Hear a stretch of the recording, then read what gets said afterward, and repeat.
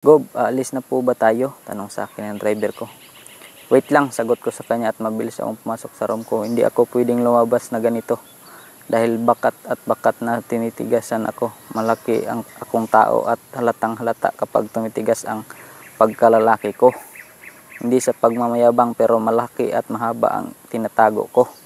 Dumiretso ako sa loob ng banyo at pinilit na pinapatay ang init ng nararamdaman ko ngayon.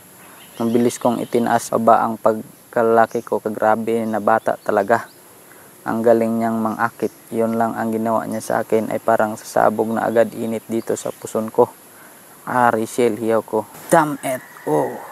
Patuloy ako sa pagtaas baba sa sandata ko habang sa mahabang ungol kasabay ang pagtalsik ng mga katas ko sa sahig. Naligo tuloy ulit ako dahil sa pasaway na bata na yon. Pigilan mo ang sarili mo, Adam. Dahil inaanak mo siya. Hindi pwede ang nasa isipan mo. Kausap ko sarili ko at mabilis kong tinapos ang pagligo ko. Tinuyo ko ang buhok ko bago ako bumaba. Kita ko siya na nakaupo sa may coach at kangiti sa akin. Bye, Ninong. Ingat po, sabi niya sa akin. Hindi ko siya pinansin at mabilis akong sumakay sa kotse para pumasok. Nasa Kapitolyo. Sa dami ng trabaho ko ngayon ay hindi pwede na hindi ako pumasok. Iiwan ko muna sa bahay ang problema ko sa inanak ko. Dahil kailangan kong gawin ang trabaho ko bilang gobernador ng lalawigan na ito.